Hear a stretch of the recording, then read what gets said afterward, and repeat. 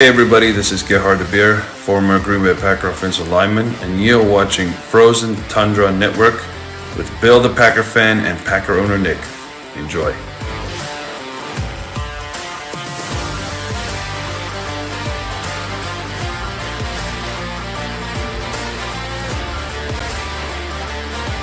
Give him that anymore. I can't do this where I'm going to try to find ways that I can explain why Aaron Rodgers shouldn't be blamed, because he absolutely needs to be blamed for this game. Absolutely. Where we went 13-3, of course they're going to be critical, and honestly, they kind of have a right to be.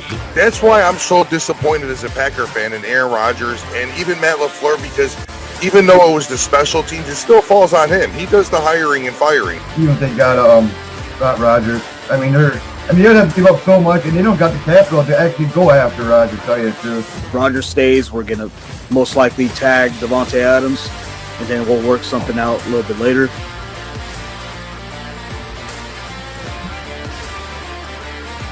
All right, everybody, welcome to the Frozen Tundra Network. You got Bill the Packer fan, Packer owner Nick Green, John Packer, and a special guest tonight, A-Dub, Darian. How's it going, fellas? How's it going? Good. Going All right. We're getting closer to the date, fellas. You know what I'm talking about? Free agency and fucking Aaron Rodgers revealing where he's going to be going. yeah. He's staying. I think so, too. Now that he broke up with his fiance, because she was actually wanting him to retire and start a family. Yeah. So, everybody watching, we got 24 people watching. If you're watching on Twitch, Facebook, Instagram, YouTube, hit the follow button, hit the subscribe button, and most importantly, please share the broadcast. What you over there thinking, Nick? I wanted to start out with, did you guys know that guys like Trent Dilfer are more clutch than guys like Dan Marino because their team carried them through a Super Bowl? I'm just that's the logic that's being used this week. So let me just start off with Matt Stafford was amazing.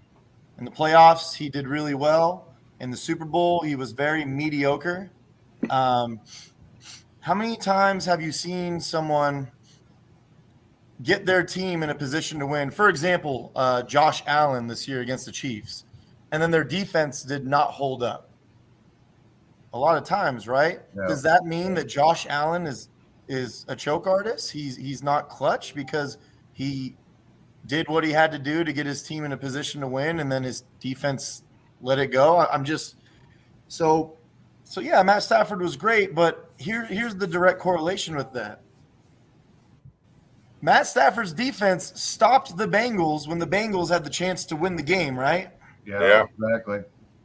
So where is this line, fellas, of choker and clutch when, I'm sorry, you had a superstar roster?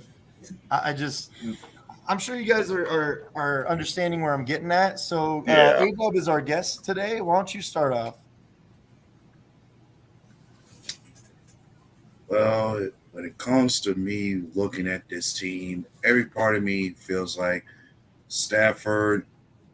To me, it was when it comes to Stafford, he was going to be either the reason this team wins or loses. Whatever kind of play you got out of him, whether it was solid or mediocre, if the Rams as a team didn't perform up to standard, it was gonna cost them greatly. Like, that's how I look at this team. Either Stafford's gonna have to be solid for them, or the team itself needs to step up a big deal. Okay. Sounds logical to me. Yeah, John Packer, why don't you bounce off of that? Well, I think Stafford pretty much played just good enough to win. I mean, he threw two picks? I mean, he didn't really play the best fucking football. Should have been 3. Yeah, and he just played just enough where his defense actually carried him. Yeah, how many times did they throw a pick? Or did he throw a pick? There was that one where he threw that Everybody's like, that interception is not his fault. You threw the ball way in front of the dude. That's why he had to reach his arm out, and it tipped the ball, and the guy intercepted it. They had a very, very short field, and guess what happened? They only got 3 out of it. Yeah. Joe Burrow even ran on 4th down for a first down. Do you guys remember when that happened? Mm-hmm. It was like 4th and 1. He gets a first down, and they still hold him to 3 points. So Bill, how much is it Matt Stafford, and how much is his team? I'd say it's probably 30% Stafford and 70% his team. But most importantly, I'm just really sick and tired of seeing these Lion fans celebrating like they won a Super Bowl. Yeah. You know, it does say LA Rams, not Detroit Rams. You know what I mean? Yeah. But I mean, Stafford is, as far as I'm concerned, he put in his time. You know, he didn't really shine too well during the Super Bowl, but he did shine pretty good during the season. You know what I'm saying? So I think he was all due. I think he deserved it overall. You know what I mean? Yeah, I don't think any of us. There's this mantra of, the Packers fans are mad that Stafford won. I was really happy that he won the Super Bowl. I don't see why they're saying we're mad. Why would we be mad? It's just trolling, John. It's trolling. I mean, to me, it's like rubbing the fuck in the face of the Lions. Yeah. I mean, 1 year out of the Lions franchise, and he gets a Super Bowl. To me, it's rubbing in their face. Tell you the truth. So, what were you going to say, A-Dub, about the Lions? They suck. So, could we as far as Lion fans thinking? Go ahead, sorry, Gary, I was going to say, as far as Lion fans talking about how upset anyone could be about Stafford winning the Super Bowl, weak-minded trolling at its finest to me. Because whether Stafford did win it or not, I really didn't care one way or the other. And truth be told, I've never had anything against Stafford. No, I don't think any of us did. I guess neither. To me, it reminds me of like a version of Brett Favre almost. I mean, the gunslinger, fucking guys, fucking always played hurt. I mean, I had never had nothing against Stafford. I might troll once in a while, give people shit about him, but deep down, I think he's a pretty good fucking, dude. I mean, especially Yeah, you could say, yeah. Sorry. Go ahead, A-Dub. You could just say he was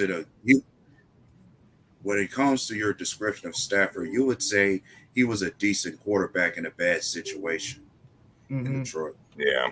Yeah, and that's something that I was talking about earlier. People are like, well, now that the Lions know that Stafford is a Super Bowl caliber quarterback, I don't believe that he's a Super Bowl caliber quarterback.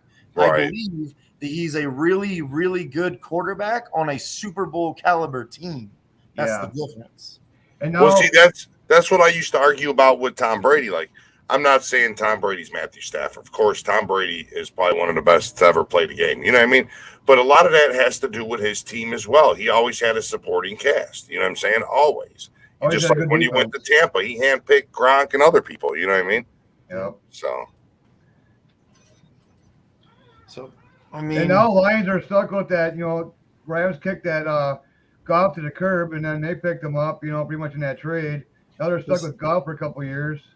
See that's what I keep telling people too. Is like, look, when the Lions fans try to sit there and troll and make up all this stuff, look. Is Goff a good quarterback? They'll go, no, he's not a good quarterback, right? Well, Goff took the Rams to the Super Bowl, so what are you saying about Stafford then at that point? So, in one hand, Goff is terrible, right? Goff took them to the Super Bowl, okay? On the other hand, Stafford is now amazing, top 10 ever. Yeah. He's not even anywhere close to that. Richard Sherman had a lot to say about, and Rich Sherman is actually a really intelligent guy. I know the antics and all that stuff. When he was asked about it, the guy has 0 MVPs. He's never been the best quarterback in the league. He just won Pro Bowl. Yeah.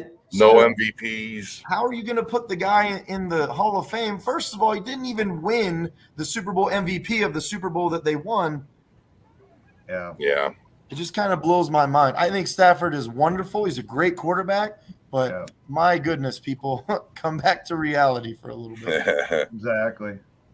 That's like saying, Justin Fields is going to be the next best thing. Nobody knows, Yeah. I doubt it, but nobody knows, Yeah. So, speaking of Super Bowl winning quarterbacks, there was a guy that ended up not winning the Super Bowl that game, who I felt was equally as deserving as Stafford. Played amazing this year, and it's his second year in the NFL, coming off of an ACL tear. What do you guys think is next for they're calling him they're calling him the new Joey Ice, right? Something like that. That's funny. Yeah, that's terrible, man. That's terrible, man. I don't know. Do you think he's ever going to win one after that? Probably not. No. John shaking his head like absolutely not. Why not, John? Why not? Because I think once those guys got the Super Bowl rings, I think the other ones say, okay, I got my rings, now I want the money. And they're gonna go out to different fucking teams. That rings build your resume nice. They're nice for your resume. It is true. I mean, Darian, wouldn't you agree with that? It is true. Once a quarterback goes to the Super Bowl, right?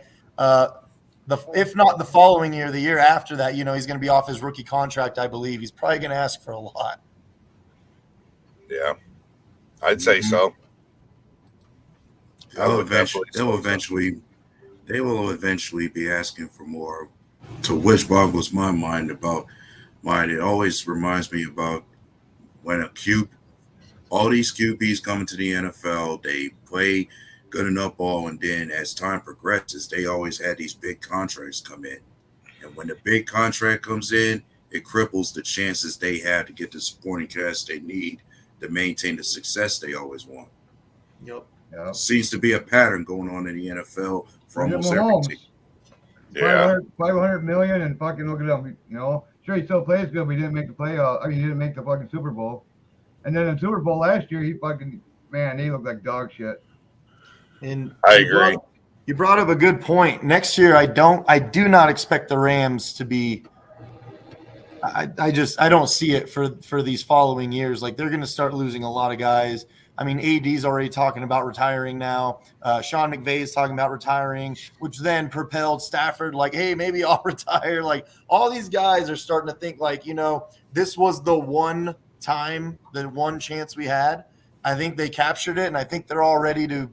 I think that team's ready to implode. It just looks like. Yeah, Amazon offered Sean McVay $20 million to do Thursday Night Football.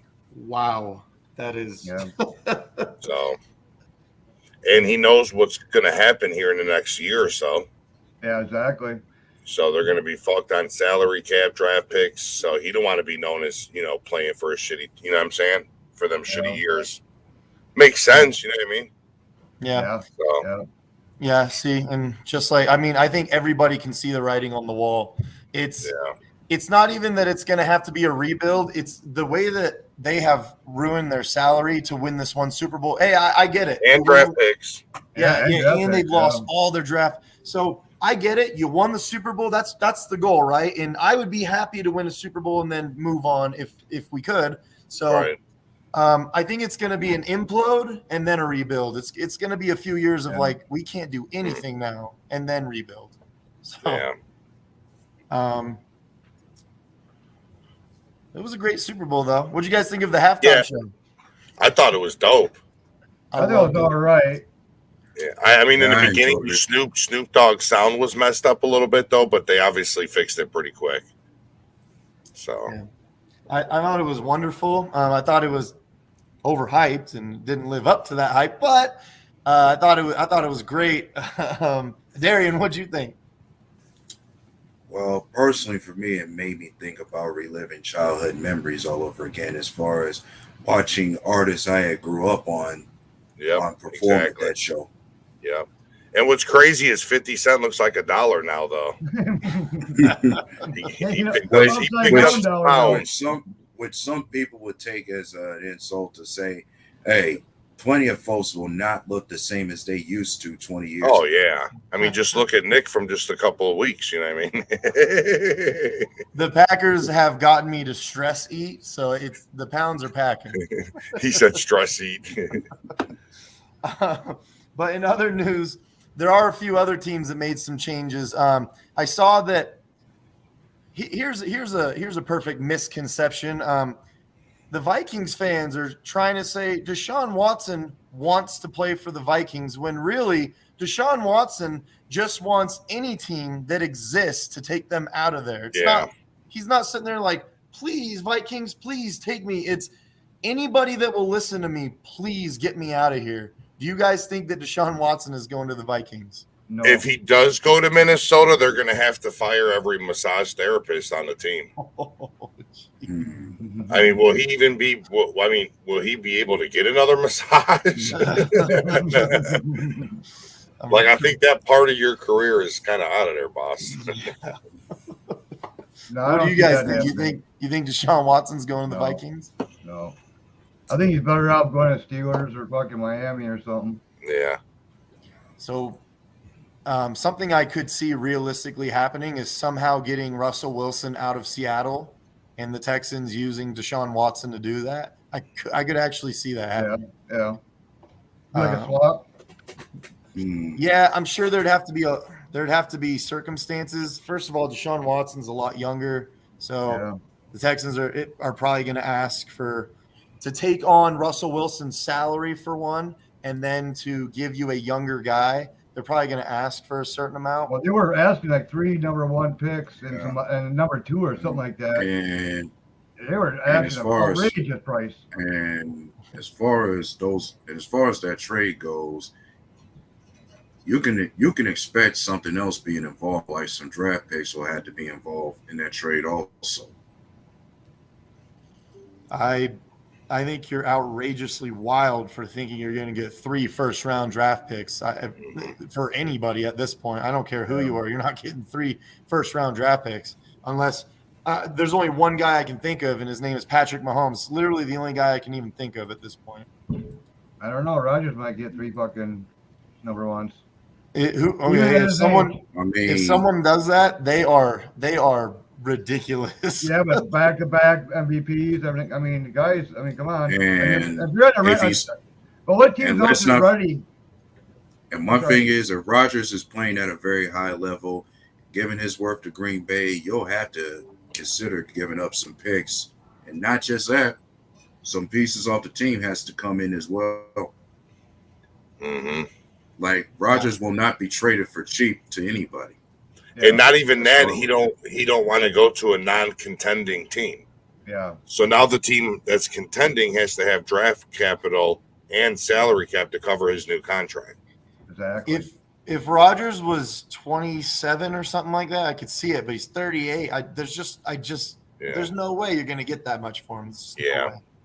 Ken Dobb actually every night before he goes to sleep, he goes down on his knees by his bed and he begs that Aaron Rodgers leaves the NFC North. I think they all do. Dude, he prays every single night. It's like a ritual for him right before he goes to sleep. What's up, El Chapo? What's up, Dennis Ford? I think he lost his crayons. He's in here. You'll be seeing. And Mr. Brock Stone, I keep seeing your comments. I mean, if you want to get froggy, I'll drop you the link. You know what I'm saying? He keeps putting clowns on. Like, let's see what you got there, pal. You know what I mean? So I keep seeing this, and I swear every time I see Must this, be describing himself. This is literally just hope. Like, yeah, please, Rodgers, please leave the NFC. I'm telling you, Nick, these Bear fans pray to God every single night. Please let Rodgers leave. I can't do it another year. Well, they know as long as Rodgers there, they have no fucking chance in hell of winning the fucking division. They were talking about it on 670 The Score today, how if Watson went to Minnesota, even all the Bear fans on there were like, no, Rodgers still owns the North. You know what they said? Now that'll put us fighting in the basement with the Lions. And those are Bears analysts in Chicago. You know what I mean? Did you guys see the most recent rumors where Packers are trying to shop Jordan Love? I heard something. I heard that too.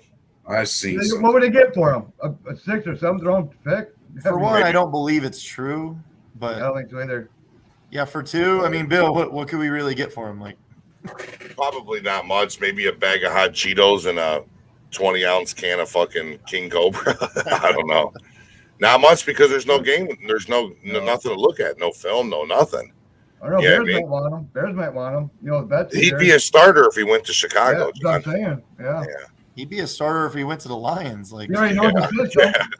He might even be a starter if he went to Minnesota.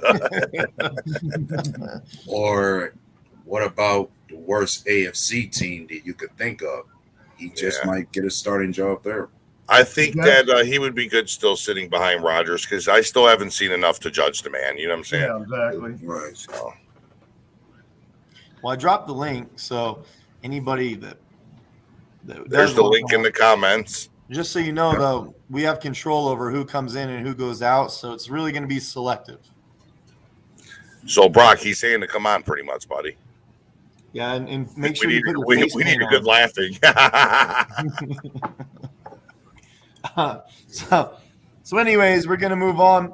We're progressing towards what is next now that the Super Bowl is over. What happens next? I For know what's one, gonna happen. I know what's gonna happen. I'm gonna troll the fuck out of the fucking NFC North, fucking rest of the groups, man. I'm gonna troll them hard. And stop I was crying. gonna go- You always pick up my beers. Stop crying. Get used to it. well, I was gonna start off with, for one, Well, the Buccaneers are going to be terrible. That's one team that's going to drop, and Brady's gone. So who is it? I was going to even say, when you speak of the Bears, part of me is already having a perspective and thought that there's a good chance they may replace the Lions in the basement this coming season. I think they will. I just don't trust what they're doing. Because they have a new coach who nobody even. Oh, that actually, you know what? The Bears coach actually brings up another good point. The Vikings got a new coach, and they keep calling him a Super Bowl winning coach. But how many Super Bowl winning offensive coordinators have been head coaches and completely dropped on their ass? Especially you, the sideline puppet. You didn't call plays or nothing. You're the sideline puppet. You even seen numerous assistants under Bill Belichick flop when they get head coaching jobs. Bunch of them. And then they got Donatel for fucking defensive coordinator with Pettin. Come on, man. You guys basically got the Vikings basically got the Jimmy G of head coaches now. You sat down and watched your team win a Super Bowl, and now you're going to try to head coach it, and it's probably not going to work out. No. Not only that, I don't know. Is Kirk Cousins going to take a humongous dip in pay? Is he? No, he's not going to. We all know he's not. I read a thing that said he's not taking no pay cut. I did see rumors about that, but how true is it? I do see Kirk Cousins, though, as the type of quarterback that's like, I'm not taking no pay cut for you guys. Yeah. All right, we got a new guest on. We got Niner Ken in the building. What's up, bud? Niner. What's up with the red hat and shit, though, man? Where the first NFL game in Germany is going to be. And do you know who's playing in that game? Actually, no. So the NFL. The NFL granted 4 teams access to the German market last year, as far as to advertise, recruit fan base.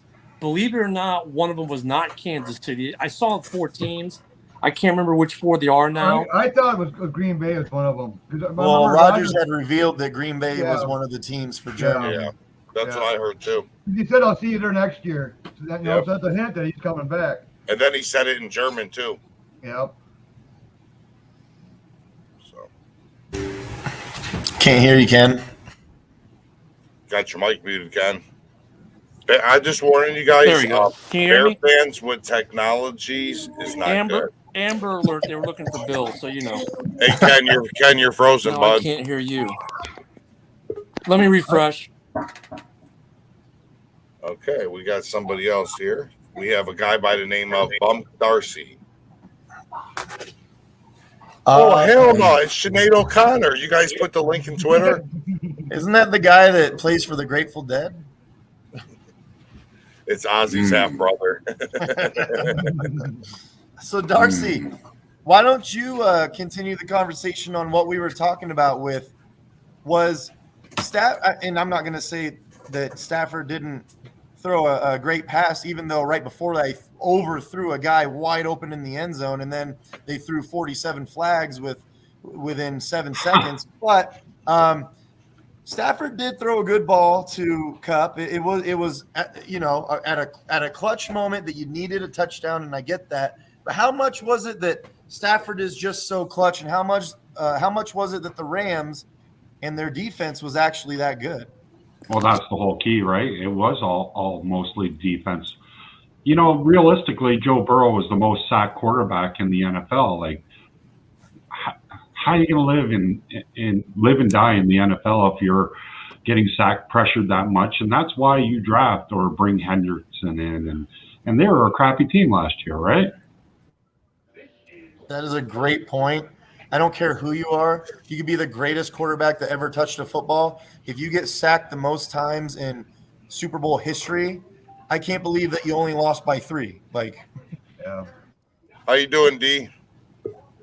I'm doing good, man. I couldn't get my laptop to work, so I'm on my phone. Oh, you're good. So That's what's good about this software. You can be on any device. I'm on a phone. Got Okay. Amber. They're looking for Bill. Oh, that's funny because Bill the Packer fan don't never hide. Hey, That guy, Sir Rocker, that guy will duck, dodge, and ghost for months. Oh, what's up, Rob? How you doing, bud? Hey, what's up, Bill? Hey, was that your IQ or sperm count? Yeah, that was the number of brain cells you got going right now while you're yapping. What's up, man? Well, Nick, I'm sure Rob actually has a interesting take on what we were talking about. We were just talking about I didn't. So Stafford threw a great pass, even though there was a million penalties, and he overthrew a guy that was wide open before that, and blah blah blah. All that stuff happened. Then he threw a great pass to Cup that put them in the lead, and then the Rams defense stopped the Cincinnati offense at the end of the game. So how much of it was that Stafford was just straight up clutch, and how much of it was that the Rams and their defense were just that damn good? Are you talking about the pass where it was the no look, where Stafford was looking right and then passed to the left, no look, when it was that crossing route? Is that what you're talking about? Oh yeah, when it was coming in the back of the end zone, crossing, and he just overthrew him completely. Yeah, I think the Rams defense deserves a lion's share of the credit for that win, to be honest. But I personally, and everybody that was watching that game with me, said that Aaron Donald, despite his stat line, if you watch the game, Aaron Donald should have been the MVP of that game, but they gave it to Cooper Kupp because I think NFL's going to second NFL. half, Aaron Donald did step it up big time, especially after that little scuffle on the sideline. He really stepped it up. And then there was a underlining dark horse of he shouldn't have been MVP, but Floyd was just everywhere, right? It was the adjustments made by the defensive coordinator at halftime. Because if you look at the first half, they weren't getting there. Then they did the overload with whoever number 50 is over the middle, Donald, and they started to make their impact. Really, their defense though was that good because minus an obvious missed face mask, which led to a touchdown, right? That might you take what you make. Let's say you make that call, the face mask call. What else did Joe Burrow, there we go, and that offense do? Nothing. They got the running game. They really didn't get it going. Mixon had a couple nice small runs. Their passing game was short at best. Looked like the Bears, to be honest, because that's all we were doing the last couple of years. 3-yard flat throw. But so they had no long game. Their running game wasn't much, minus that one play where the refs missed it. And, hey, they're going to miss it. They're human, right? That offense did nothing, but it was the adjustments by the defensive coordinator at halftime that totally made that game. Something else to think about. The Bengals rode a magical season, and the biggest knock on Jamar Chase coming into this was his drops and everything else. And all of a sudden, starting week 1, even against us, Jamar Chase was just fucking money the whole year. But then on the biggest platform of the year, he looks like a rookie and has his drops and everything else. And it's just unfortunate they were able to ride it all the way to the Super Bowl, and then that reared its ugly head again too. And nobody's talking about that. Yeah, okay, Rob, what's your thoughts on Watson possibly going to Minnesota? I heard that. He can say he wants to, but it's already if you read the content. And so they announced that Kevin O'Connell is the head coach of the Minnesota Vikings today. He'll have his press conference tomorrow. Whatever. You dig into what the beat writers are saying. Kevin O'Connell likes Kirk Cousins. Kirk Cousins was involved in the process, and yeah, they like him. They just don't like the cap space. The cap hit. Here's something I want to talk about, though, in general. And if you'll just oblige me for about 2 minutes, I want to hit on that. The cap. Start the timer, John.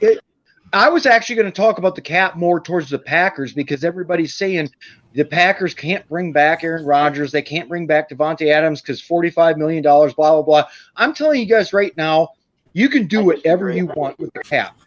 If I was the money guy in Green Bay and I wanted to bring back every single player, including Devontae Adams and Aaron Rodgers, I could. You want to know why? Because you just restructure contracts. You move large amounts of money to signing bonuses, workout bonuses, performance related. You also back end it so it hits you later on. Yeah, you can do whatever you want. There's so many loopholes with this stuff. The salary cap, even if you're in salary cap hell like Green Bay is, if you wanted to bring everybody back, you could. The issue you run into is the players' attitudes, their egos, their demands.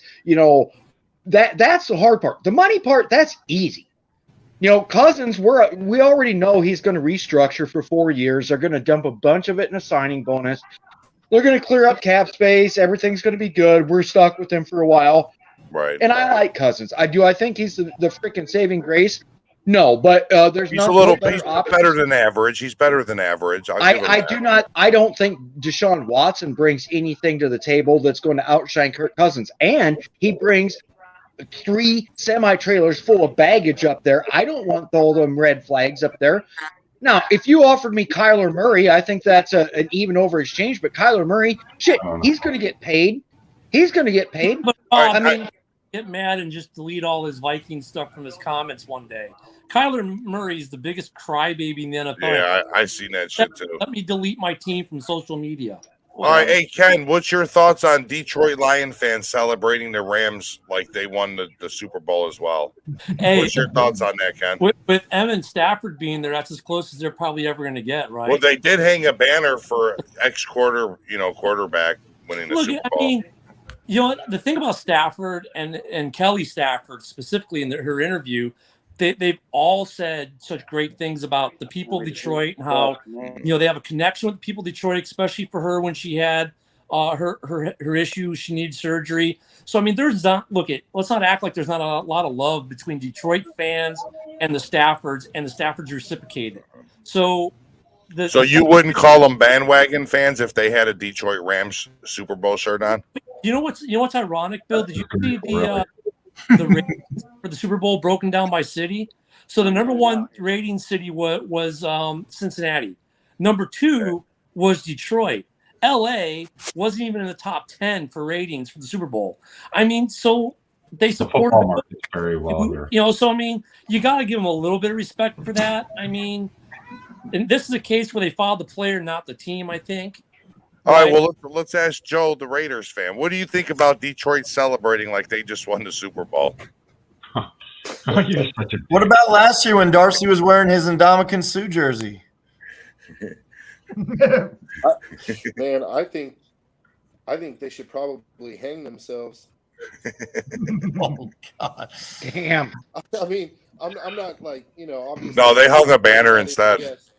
Yeah, I'm saying that in jest, but it's like, if you're a Detroit fan, like how on earth could you possibly be happy? Like, I get it, you're happy for Stafford, but it just goes to show you, like, in my opinion, it's like egg in the face. Like he goes somewhere else and in 1 year wins the Super Bowl, and it's like that.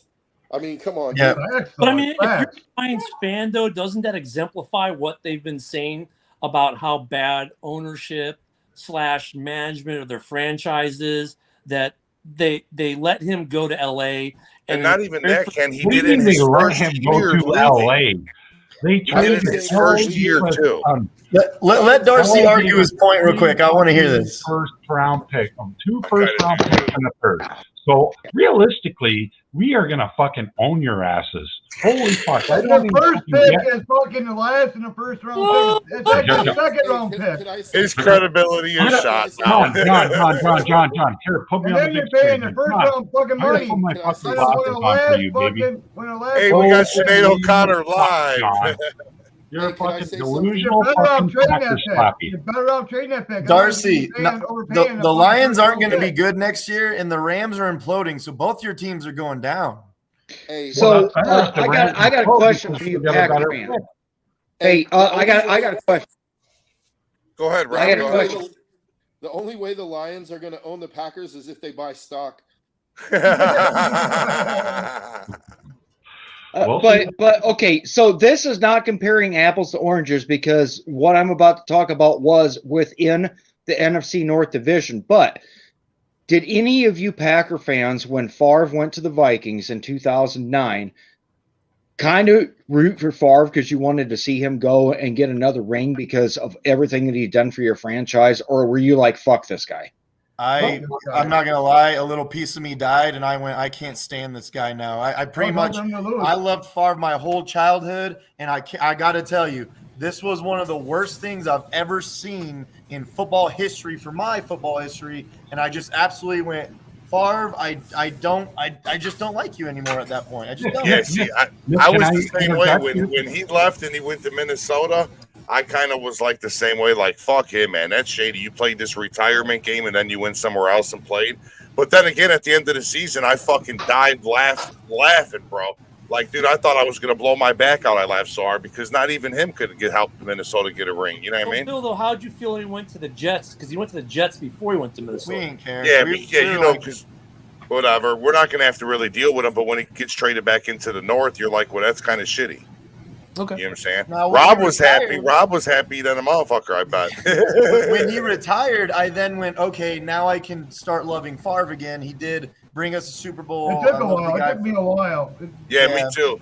Me too. But while in Minnesota, every day I went, I can't stand you. I can't stand to look at that guy. So if Rodgers especially because he was beating you guys. Yeah, exactly. We came to Lambeau and beat us. Like, you guys. That's all right. Okay, I got another question. I got another question. This is going to piggyback off that for Packer fans. If Rodgers leaves, because a lot of you guys are already sick of him, if he leaves, but he goes and plays for any NFC team, or especially if, like, you know, he went to a rival of the Packers, and that doesn't even need to be like an NFC North team, would you guys still kind of secretly want him to get a ring, or do you only care about him if he's wearing green and yellow? If he goes to an AFC team and he wins, I'll go, well, okay, good for him, cool. I've always liked Rodgers, but if he goes to an NFC team, immediately I'm like, fuck that guy. I don't want to have to face the guy. I don't want to look. When you're an NFC fan, when you're a fan of an NFC team, every single NFC team is now your rival. Every single one. Would you not agree? So, yeah, but with what he put you guys through in the offseason, which was a bunch of unneeded drama and bullshit and uncertainty, do you even want him back next year? No. Yes. that was more media. That was more media doing that hype than anything. Absolutely, I want him back because it's our best chance. Why would you? Why would you want him? That's the difference between Green Bay and drama, Detroit. right? Why because he was MVP. You're asking the Darcy, we don't pay him to do drama. We pay him to be a quarterback, and that's what he does on the field for us. What he does off the field is his own personal business. I have nothing to do with. So Darcy, if the best player, if arguably the best player in the league was on your team and it's your best chance of winning right now, you're trying to tell me that you don't want that guy. So what is happening? Why can't you win the big game? What are you going to do to fix it? That's my question. We're clearly quarterback heavy and team not heavy. Like it's a tipping scale. Nick, paying him $45 million a year is going to help your team, or should he do a Tom Brady thing? Just kind of cut his salary. He's made enough money. He's made enough money. Cut his salary. He should be paid $25 million. He could do a Tom Brady thing. Hey, Nick, If he really wants to win, that. he would cut his salary. Rob just touched on this, where you can still pay Rodgers and back end everything, signing bonus, everything. You can still pay him without it killing the cap. There are ways, and it's already been said restructuring his contract is how this is going to work. So if he Yeah, restructures, salary cap is a myth, you guys. I don't care. Hey, Nick. There's a million ways to work around a salary cap. It's not even an issue. And people that want to bring it up and say, "Well, you're going to suck because you have to lose this guy, that guy," bullshit. Fucking sit back and watch. Any GM or any money manager of a team like Rob Brzezinski from the Vikings, one of the best in the business. The Packers guy ain't bad too. I can't remember his name, but if they want to bring everybody back, rest assured they can and they will. Don't even think that we're experts on the salary cap. It happens every year. The salary cap's a myth. If they'll do what they want to do because they'll find a fucking way to make it happen. And Darcy, you're asking the wrong questions, anyways, about Rodgers. I mean, from a standpoint of what he does in the field, of course you want him on your team if he can be there. What you're talking about is what Homer fans and the media do to make hay, to get themselves clicks, to get themselves liked, to get themselves listened to. I mean, no one cares about it. You know what the best example is? Dennis Rodman with the Chicago Bulls, and they go, "Phil, what do you think about Rodman?" He's like, "I don't care if he marries himself," which he did. "I don't care what color his hair is," which changed weekly. "I don't care how many clubs he owns. I don't care what he does. As long as he does his job on the court," which he did. "We don't care what happens. 3 championship rings." So, I mean, you're asking the wrong questions. The question should be, why would the Packers not want him on the field? That's the question. It's not all the other stuff. The other stuff is superfluous. It's easy to deal with. It's the on the field in the locker room that matters. Is he toxic in the locker room? Not from what we've heard. Does he get results on the field? He does. Is it his in the fault regular season championship game? Well, as fans, we'll go, "Hey, Bill, your quarterback sucks because he lost another one." But in reality, we all know it's not his fault. It's still a team game. I will say this year, I will say this year, I'm going to give Rodgers the fault. I'm giving Rodgers the fault in that San Francisco game. I don't care. He won the game for you. He should have won the game for you. I don't care that the punt got blocked. We had the ball. We had the chance to win. I don't care about all that. But I think Ken does bring up a good point. Just like when we were talking about, was it Stafford being so clutch, or was it the defense and the Rams being that good? Because so many times I've seen Rodgers do exactly what Stafford did in that Super Bowl, and we still lose the game. I've seen him do that multiple times. Stafford, you know what got me about Stafford? I mean, I'm happy Kupp. Did he deserve the MVP? Yeah, he kind of did. But did Stafford? Well, in a way too. And the 2 interceptions I get, one off the hands, the other must have been. What about Aaron Donald? But the thing with the end of that game, dude, we all knew what was going to happen. Stafford to Kupp. Everyone knew it, and yet it still happened. And those passes had to be pinpoint, and Kupp had to be pinpoint, and Kupp gets, I think, the MVP because of the run on top of the catch. Yeah, right? the yards after catch for sure. No, but the whole thing was precipitated on Aaron Donald really waking up and rallying that defense in the second half. I'm talking about runs after the catch. I was talking about the run play that extended drive when they had no. Oh, okay.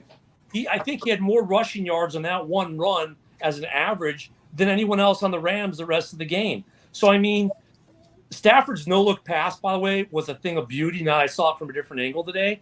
But then you're right. It's Aaron Donald and what the defense did. It has to be a combination of both. But at the end of the day, Kupp and Stafford win that game for them with those drives. And everyone knew what they were going to do. They still did it. Yeah, and there's times like that. You're going to have that. Everybody knows what's coming, and it's like they don't care that you know what's coming. It's up to you to stop us if you can, and the Bengals couldn't. The Bengals did not have a good defense all year. They did not have a good defense. Even in the Super Bowl, they were opportunistic at times. They made some plays here and there, but at the end of the day, the team that was more consistent on both sides of the ball was able to pull out a W in what I consider to be a very good game. It was very entertaining. Well, see, Rob, how can you have a good defense? I mean, let Joe ask his question real quick. What is it, Joe? Oh, I didn't have a question. I had a comment. Like people are over here like pretty much blowing the Rams, saying they won that game. Like, it was Kupp and Stafford, but they had help, man. I mean, is anybody really going to sit here and act like that holding call was not one of the worst fucking calls in a Super Bowl you've ever seen? They gave him a fresh set of downs inside the 10-yard line, especially on third down. But why are we gonna forget about it? Like you said, you just talked about it, but now we're gonna like gloss over that. Like, how many I think everyone's trying to do the game. Everything else. I think we're trying to get to the plays on the field that accumulated what happened. They showed a thing in the last play. Actually, Donald's actually was across the line. A great play. On 3rd and 5 was a great play. It was a great defensive play. I watched the replay. He didn't grab his jersey. He had his hands on him, but his fingers were out and extended. Like, it was not a holding, but they gave it to him. They gave him a first down inside the 10-yard line, inside the 2-minute warning, when they let him play all day long, dude. I will say this much. I have not watched. My point was this. Only offensive play. They let him play all day long. They let him play all day long. They missed a face mask that directly. I saw the face mask. Yeah, I mean, that's the game. I mean, you can sit there and say, well, they should have called that holding penalty. Well, fine, then you should take that touchdown away from Cincinnati, and then they're not even in this game because that was the only. I'll go as far. Because then there was also a pass interference on Jalen Ramsey that didn't get called that should have been called as well. So there are true, but here's my point. Here's my point, Joe. I have not watched. I did not see a single game all year last year where the refs didn't blow a call. They fucked up every single game that was played. I mean, there's that human element. I agree. It's good that there's still that human element to officiating sports, right? Otherwise, we're just going to have computers down there doing it all and not to play because there's going to be a flag on every single One at a time, guys. One at a time. If we don't have the human element and these mistakes that fans like to yell about, like the game would have been different. Sure, it would have, but that's always been a part of the game. If we get rid of it, we're not going to have a game because guess what? The refs miss a penalty or something that probably could be flagged probably on every single play of the game. But we like to cherry pick certain moments and say it's a problem. Dude, it's part of the game. I think the consistent issue is, for example, just like last year in that NFC Championship game where you didn't call anything all game. Sure, okay, fine. Then don't call anything all game. All of a sudden, at the very end of the game, you want to call something that you didn't call all game, and you want it to dictate the game. That was just like the Packers and the Bucs game last year. So that's not fair. If you're going to not call it, then don't call it. If you're going to call it, then call it. Consistencies, and that's like we were talking on another show about Joe West retiring, and you say what they want to say, but Joe West was always consistent, right? He'd be consistent, and not that Tigers game.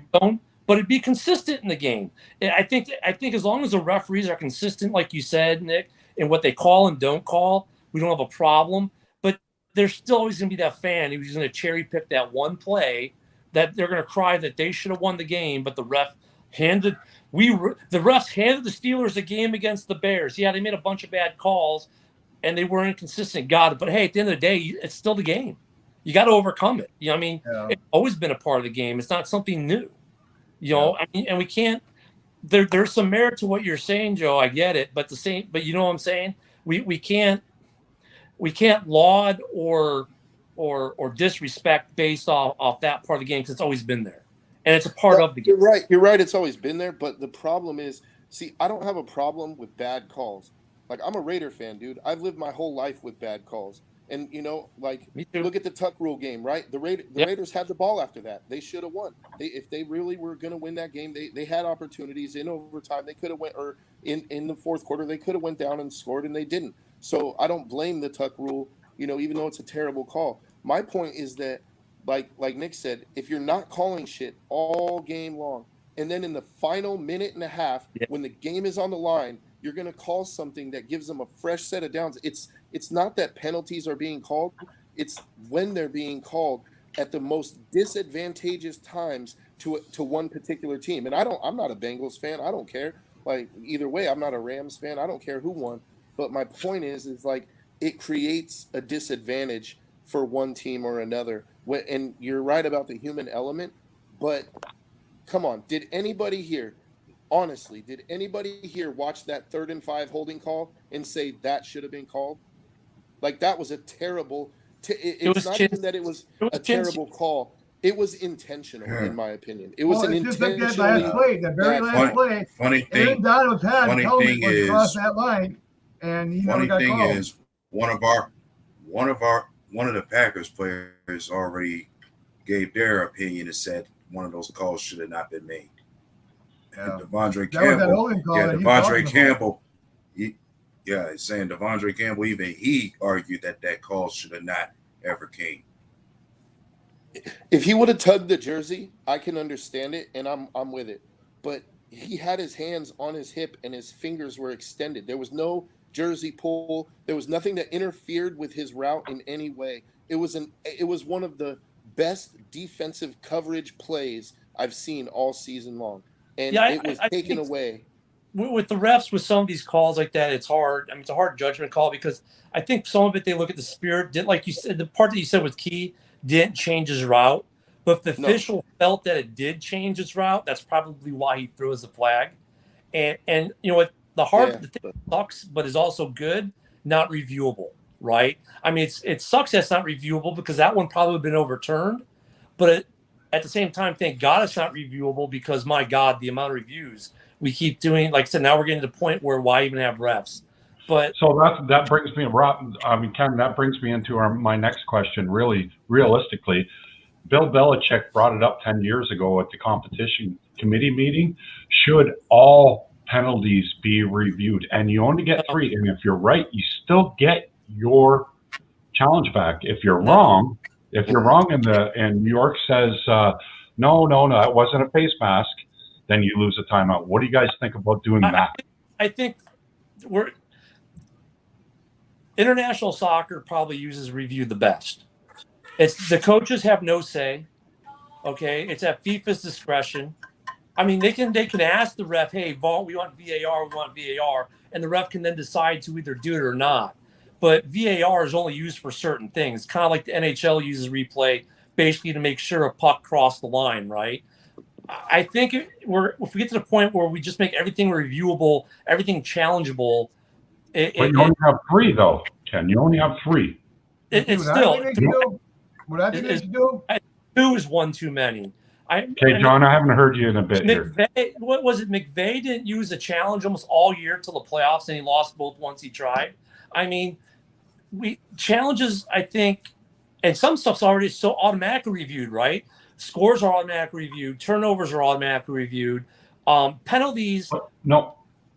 Like big penalties, like game-changing penalties. And then if the NFL would do something like with American Idol, where they have votes by the commercial when they're reviewing. No, I'm telling you, this is a marketing thing. John, I haven't heard you speak. I don't want marketing to officiate my games, man. What I think they should do, I think these fucking refs should be getting fined for bad fucking calls. They do. Well, okay. Let me jump in here quick. That one referee crew that completely blew. What was it? The Bengals game? Joe Boger's crew. Yes. What game was it? Refresh the my Raiders. memory. Yeah, it was the Raiders game. They got removed out of the playoffs. You know, they didn't get fined, but they pulled that crew and they didn't officiate another playoff game all year. The crew that did the Bears-Pittsburgh game, they sat for a couple weeks after that game because of it. So and the refs that were in the Super Bowl were the highest graded officials in the league that year because there's a grading system. And they still blew it. Every game. That's the whole issue, Ken. Everybody, I got something. The whole issue. Joe? What about this? Look, if you review every penalty in a game is going to take 5.5 hours. You only get 3. Right? No, but 3. even three. Like, I mean, I don't disagree with you. I think 3. You know, it sounds reasonable. But I would say this: if you want to cut down on game-changing penalties, then I think that they should make all penalties inside the 2-minute warning of both halves reviewable, because those are the game-changing penalties. They should I agree with you there, but it shouldn't be reviewable by red flag, only reviewable by the booth / New York.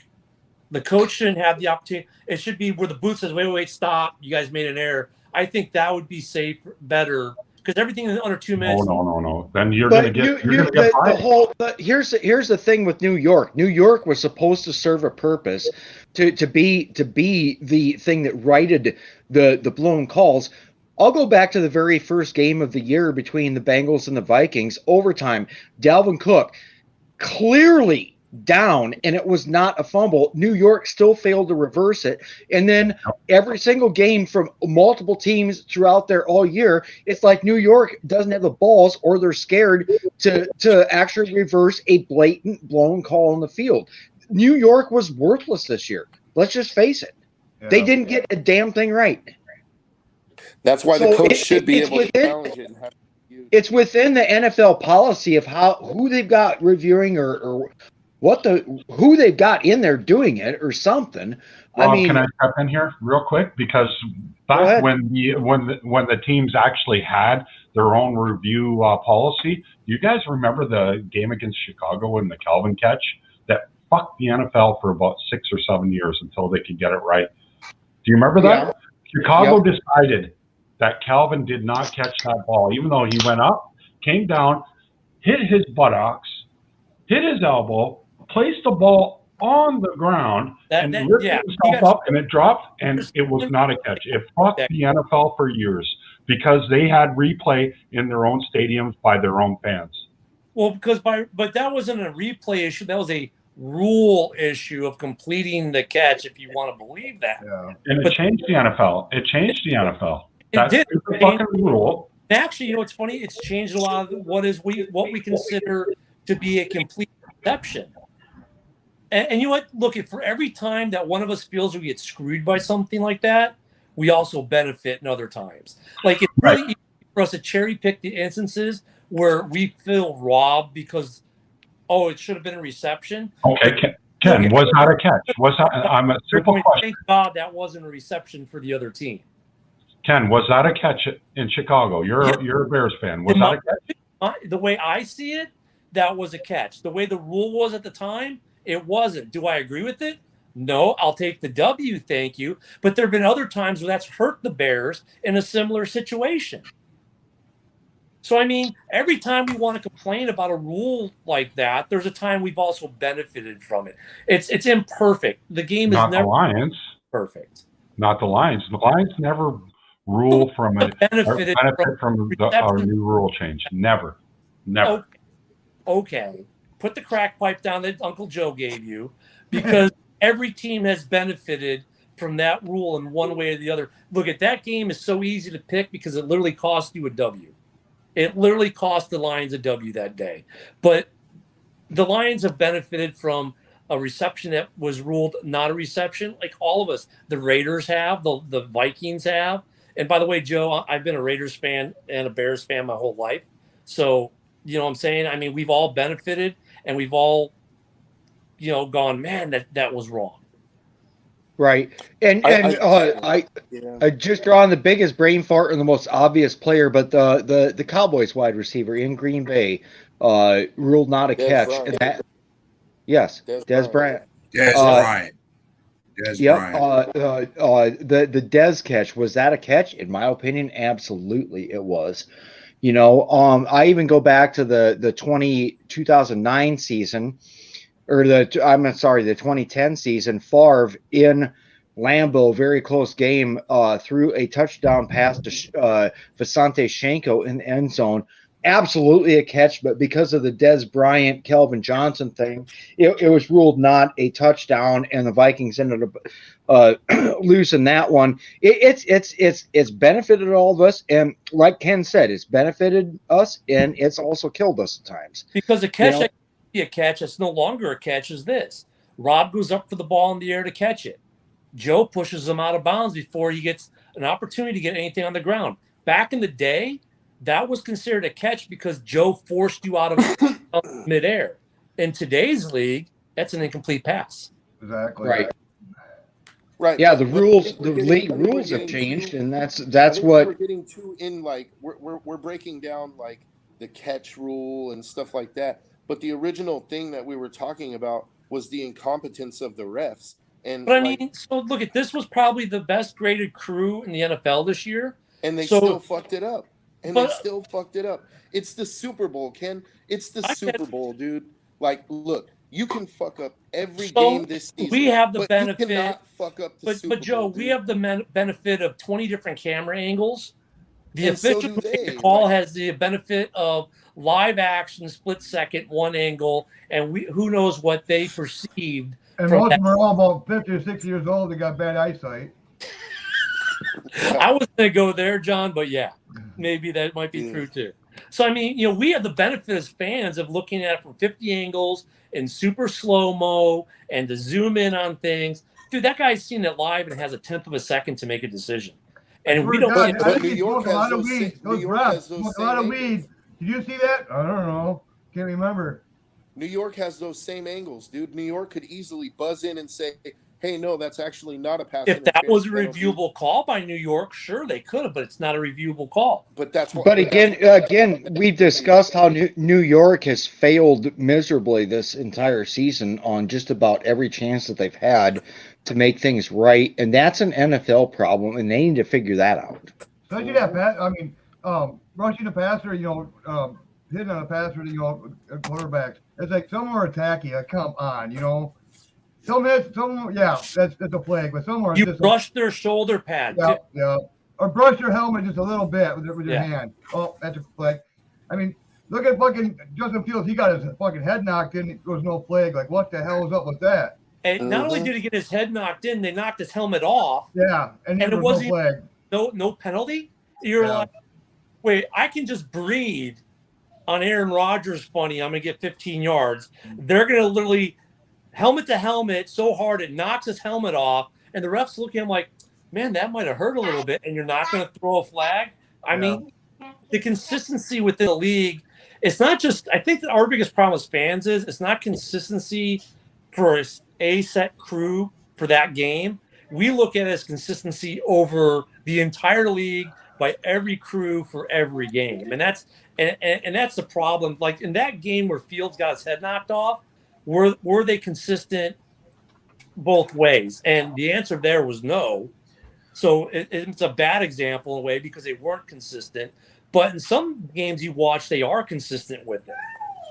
So I mean, we all agree the refs are very inconsistent. We're all on the same page there. We finally hit our 1 hour, so I'm going to go ahead and end the feed. You guys can keep talking football if you want afterwards. Thank you, everybody, for watching the Frozen Tundra Network, and thank you for everybody that was on the show. Have a wonderful night. I'll see you again.